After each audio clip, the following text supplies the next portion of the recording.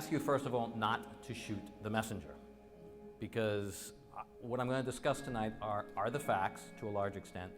There may be a little analysis associated with it, but it's my observations from first starting on Wall Street back in the late 1980s, coming down here in 1987 with Ellen, forming a family down here, and building a law firm that was based on real estate and real estate development, representing some of the builders down in Weston, and then having that all basically self-destruct, and then having to recreate ourselves based on a new paradigm and a new economy that started really back in 2005, 2006. First of all, these statistics I'm going to give you are right off the press, and you probably haven't read or seen them anywhere, because I hadn't seen them until this afternoon, until Chad Kukler, our PR guru at Oppenheim Law, was kind enough to help me find these numbers. First of all, in South Florida today, 46% of us are underwater. If you don't know what that means, it means you're drowning. Thank you, that was meant to be funny. That means that our mortgages, the principal balance on our mortgage exceeds the value of our home. And on average, we are $100,000 underwater. That is average. In addition, 1 in 4 of these people who are underwater is delinquent, which means that 25% of those who are underwater are behind on their mortgages or are already in foreclosure. It also means that 1 in 8 of your general population, meaning if you live on a block and you got 8 neighbors, one of those neighbors is either going to be in foreclosure or is already delinquent on their loans. So the question is, how do we get out of this fix? I also like to discuss how we got here, because I always believe that if we are able to identify how we got here, maybe that can help us get out of this foxhole. And then, of course, what does it mean for you personally? What should you do? And what can you expect? I think if we go back to the primary, this past primary election, if you can just for a minute think about which candidates talked about foreclosure and the real estate crisis in Florida, I'd like you to stand or raise your hand. Come on, stand up. You don't remember because they did not. And in fact, I was interviewed on CBS explaining that none of the candidates were going to talk about and did not talk about the crisis. They ignored it, and nor did any of them have a response to it or a plan or a program. And in fact, that's really not that different than what the government's attitude has been, notwithstanding some of the grandstanding that we have seen. It's kind of like how the government dealt with Katrina in New Orleans at the time. Everyone was waiting for the cavalry. When is the government coming? When is the aid coming, right? And it did come, but it came feebly, and many people died, and there was tremendous social dislocation that occurred while we were waiting. Well, as I had blogged and as I have lectured, I kept telling people that there will not really be a cavalry, and that it really will not be coming. And I can assure you now, with the conviction that I had when I said this 3 and 4 years ago, that there will not be some sort of magic wand that the government is going to able to wave, and that this crisis is going to end. So to a large extent, we have to figure out ourselves how to get out of our individual problems to the extent we have them, and then collectively, what is the best way out of this crisis. For me, and I will include myself, I'll include Bruce Springsteen, and I will also include certain members of the Federal Reserve who have spoken about this issue. They believe unequivocally, as do I, that to a large extent, both the banks and Wall Street, as well as government itself and the regulators, are to blame, and of course a little greed from the homeowners didn't help either. But the reality is that today we have 5 banks, 5 major international banks that control 50% of all the banking assets in the United States. We have not had a concentration of wealth in any industries like this going back probably to before the Depression. You probably have to go as far back as Mellon, when he was it Mellon or Carnegie? Who was Treasury at the time? Mellon. One of the wealthiest people in the United States, the wealthiest person in the United States back in the early 1900s was appointed Treasury Secretary. You know, like having the fox watch the hen house. The reality is that we haven't had that kind of concentration of wealth in probably 100 years. Historically, when you have this kind of concentration of wealth in the United States, we decide that it's time to break these companies up, whether it's AT&T, whether it's the oil companies, whether it was the steel industries. And the reason we do it is it's anti-capitalistic to have such concentration of wealth in such a small group of individuals. And when you do, you don't have competition, you don't have true capitalism, and you don't have wealth formation, and you don't have the destructiveness of capitalism that allows for new companies to evolve. And so to a large extent, we will remain in this crisis until such time that we all wake up and realize that we're better off having 20 or 30 or 40 banks, each competing with one another, as opposed to having 5 banks that not only control the banking industry and the economy, but they also control, to some extent, the government. And they also control, don't kid yourself, the judiciary. Because this playing field that we're talking about, at least from my perspective, and I don't mean to contradict the clerk of the court, but from my perspective, it's not a level playing field. And it has nothing to do with the clerk, but it has to do with the reality of life.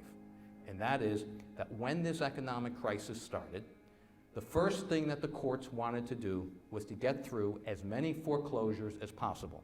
They created these rocket dockets. They did not allow lawyers to speak. They did not give us an opportunity to have our briefs read. They did not follow the rules of evidence. They did not follow the rules of civil procedure. They had secret meetings with lawyers in back rooms that weren't permitted. They denied the press from participating in the process, and I can go on and on. But the unfortunate aspect is this robo-signing crisis. And you know, we use the word robo-signing, right? Robo-signing is fraud, it's forgery, it's perjury. It's the equivalent of writing a bad check to a 7-Eleven. Of course, if you do that, you will be arrested, okay? But it being done tens and hundreds and probably millions of times throughout this country, and not a single person going to jail for it. And the reason for it is very simple.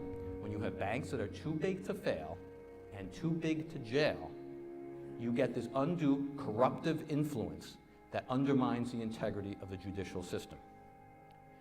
Fortunately, because we are in a judicial foreclosure state versus other states that are non-judicial foreclosure, these problems ultimately percolated to the surface. But there are tens of thousands, hundreds of thousands of people who've been illegally dispossessed of their homes, and they will have no recourse, because under Florida law, you have 1 year to bring fraud upon the court back into the system. So if you were defrauded 2 or 3 years ago by an illegal signature that got into the court system, you are not going to have your day in court. And the reality is that these judges, who are sworn constitutional officers of the state of Florida, in my mind, in certain circumstances, because they were overworked, and because they thought that because people were behind on their mortgage, had no entitlement to stay in their home, literally undermined and ignored the property rights of individuals in this country for the benefit of the mortgage holders of this country, the banks. And it's an unfortunate chapter, probably the darkest chapter, I think, in the Florida bar's history, which includes unfortunate circumstances like David Stern's office and other foreclosure mills that literally participated, licensed Florida lawyers participating in this robo-signing crisis. And whether they are the ones who prepared the documents or the ones who filed the documents, the bar and the Supreme Court really does not have the resources to police this conduct. And so this conduct should have been policed individually by each judge. And some of you may have heard about this Pino case. The Florida Supreme Court just heard this case about whether or not individual judges should have been policing their own courts or not. If you listen to the judges, you had to question, were they judges of a state in the United States? I mean, were they trying to adhere to the rule of law and protect the constitutional rights of individuals? Or were they trying to put off their obligations and said, no, it's the Florida bar that's supposed to police us. Well, they're supposed to police, it is the Florida bar, but the Florida bar, of course, is controlled by the Supreme Court, and of course, each judge is controlled by the Supreme Court. And so, if there's going to be any kind of policing of the courts, it has to be done by each individual judge. Now, it's hard for me to believe that when a judge is given a stack of papers this high and is signing these people's homes away through foreclosure, and they're seeing Linda Green's name, signed in 12 different ways, at some point they may have said to themselves, these signatures don't all look the same. At what point would they stop and say, maybe we should stop this rocket docket just for a second? Well, that didn't happen. And so we have now this unfortunate situation that the banks ended up with a ton of real estate. Most of the real estate they continue to hold, they continue to control. They don't pay their HOA dues timely. They don't pay the pool guy. They don't pay the bug guy. And they allow these properties to deteriorate. And when a property deteriorates on a block, the neighbor's property deteriorates and the entire block's property deteriorates. Fortunately, because the banks have come to the realization that foreclosures are not the way to go anymore because it has cost them too much and there's been a lot of PR, negative PR that they've had to deal with, they've come to their conclusion that short sales, as Sharon has talked about, is one of the better approaches. And it's ironic because the short sale process is not a government bailout. They are getting some credits through this $25 billion settlement, so every time they do a short sale, that's less money that they have to pay into the bailout. But the reality is that short sales seems to be an effective way to try and rehabilitate the marketplace. But it's not going to happen overnight. It's going to take a long, long time. If in fact the banks were to dump all their real estate overnight into the market that they're currently controlling, two things would happen. Number one, prices would drop. Obviously there'd be more supply than demand, and so prices would drop. It also means that the portfolio of real estate that the banks own would also drop. So they would be basically just eating their own flesh if they dumped too much real estate into the market at one time. It also means that in terms of some arcane accounting rules, the banks only have to write down their asset. So you have a home that they had lent out for $300,000, but now it's only worth $150,000. They only have to write it down 90 days after the foreclosure sale. So the banks want to bleed out these homes as slow as possible so that they don't have to write down all these bad properties overnight. Because some analysts have suggested that if in fact all the foreclosure properties were foreclosed upon at one time and sold at one time, and they had to write down those assets in 90 days, who knows what would happen to those banks? Would they still be solvent, yes or no? Right. Those 5 banks that we are trying to protect, that are too big to fail and too big to jail, would all be insolvent. So, what's the answer? And I don't think I have the answer, but I will tell you that we have structural problems in our economy. As Sharon alluded to, if you don't have an employment base and you don't have enough income coming in, it doesn't matter how many times we're going to refinance these properties. People are still not going to be able to afford to pay them. I will say that those people who are still paying their mortgages, which we said was approximately 7 out of 8 people in this state, right? Those people who are paying their mortgages are having the most difficult time being able to refinance their homes. Why?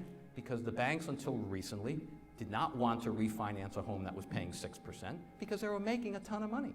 And they knew that you couldn't go anywhere else. So they didn't have to, they didn't want to, and they weren't going to refinance your home. And of course, if you have extra cash and you put it in the bank, that same bank that's charging you 6% will pay you 0.0. Okay, so they pay you 0.001, yet when you borrowed money from them and you can't get out, you're paying them 6%. That is a huge spread, a statistical spread that probably hasn't existed for 100 years. Now, having said that, historically, since the Great Depression, refinancing has been the engine by which we have always pulled ourselves out of the ditch. And why is that? If we can put an extra $200, $300, $400, $500 in an extra family's budget every single month by refinancing, that money goes directly into the economy. Where does that money go? It goes to the mall. It can go on a small vacation. It could go down to pay down some credit card debt. It could go to the local restaurants. It could go to a charity that you feel that you haven't been giving enough money to. It goes into the economy, and that helps rebuild the economy. The money going to the banks, that 6%, does not help create jobs and rebuild the economy. It goes to pay outlandish salaries on Wall Street. It goes to lobby Congress to make sure that the laws don't change so they continue to benefit. And it goes overseas to all kinds of arcane international investments that they subsequently lose $3 billion on. So what we have here is a negative cycle where we have lost confidence in our banks between the loss of $3 billion by one of our major banks in the last few days, an IPO that went awry and discouraged people from investing in the stock market again. I'm talking about Facebook. You have people who are now disillusioned and feel dislocated from the economic system. And they are justifiable in those feelings. And by the way, if you don't believe what I'm saying, you can go to the Gallup poll, you can go to any other survey, and you can see, go to the Michigan survey, and you will see what I'm talking about statistically. People are disaffected by the economy. But having said that, where do people feel comfortable to put their money today where the asset is still real? Real estate. Real estate. And so you have international buyers from all over the world, okay? And Sharon was talking about the 18% of the people who are buying at the auctions. Who are those 18%? They're people from Russia. They are people from Israel. They're people from Canada. They're people from Brazil. They're people from Chile. They're people from Argentina. And what do those countries all have in common? Those economies historically for the past year or two have been doing very well, and they feel the most comfortable place to put their money is here in the United States in real estate. So having said that, I believe that as we see Europe continue to tear itself apart, and that's not going to change anytime soon. You know, if you all think the euro is going to survive, you know, maybe it'll survive for 6 months, maybe a year, 5 years, or 10 years. But if you all think that the euro is going to survive when you have all these different cultures and different work ethics among these different countries, you got the Germans who are always working, you got other groups who aren't working as hard. That's not going to happen. So it's going to be a situation where people have to figure out where to put their money, and ultimately, they're going to put their money in Florida and in real estate and in the United States. But it's not going back to Wall Street, and it's not going back to the stock market, because when things do come back, they never come back the same way. They always come back different. And this time it's going to eventually come back to real estate. It's not going to happen overnight, though. That's the problem. So we all have to hang in there. How do you hang in there? You do a short sale, you challenge your bank, you fight your bank, and if you're a homeowner association and you got people who aren't paying, guess what? You foreclose on them, okay? And then guess what you do? You either then rent the property out yourself or let someone else buy it and rent it out and let them fight the bank. And we got investors who are doing that today. They are buying the HOA liens, and you could sell the HOA liens before foreclosure. You can sell them off to investors today. That's probably better than going through the foreclosure process. And then let the investors deal with the current owner. And eventually they get the owner out. The new investor then puts a tenant in, gets the homeowner association paid, and then guess what they do? They go back to the bank and either do one of two things. They challenge the mortgage, or they do the equivalent of a modified type short sale, where they then get control of the property at a discounted mortgage amount and then resell the property themselves or continue to rent it out. All of these things is using the existing system, kind of like an Asian martial arts kind of thing, where you use the size and the mass of your opponent, whether it's the judicial system itself that we're working in some ways against, or the size of the banks who are clearly working against, and use their size against them. And we have found that is very effective, and thus, if you are a homeowner that's underwater, that's something that you should consider doing. And if you are an association and you're struggling with your liens, you need to become proactive and figure out what to do. So I think that probably does it for now, and I know Sharon and I would love to entertain some questions. Thank you. When you assign a mortgage and a note, you have to record it. The entire task force that was set up by President Obama, the Real Estate Mortgage Security Task Force, has this crazy name to it, is looking exactly into the fraud that was created by these illegal securitized trusts, REMICs, real estate mortgage investment conduits, that were created by Wall Street. This whole crisis could have been averted. The whole crisis could have been averted had these mortgages been properly recorded. Instead, they created some organization called MERS. It gets very technical, but let me tell you something. It was all fraud. Every bit of it. And now you're saying, who was not watching the switch? Well, a lot of people weren't watching the switch. Your state legislatures weren't watching the switch. Congress is certainly not watching the switch. And, to some extent, the judges and the clerks didn't actively say, wait a minute, we need legislation here to make sure that one of the documents that you're not allowed not to record, right, that you're not allowed to not record, but that you have to record, would be an assignment of mortgage. And that did not occur. We do not have that law in the state of Florida. Most states do not have that law, and there's no federal law. But then again, we can just blame ourselves because we're all sleeping.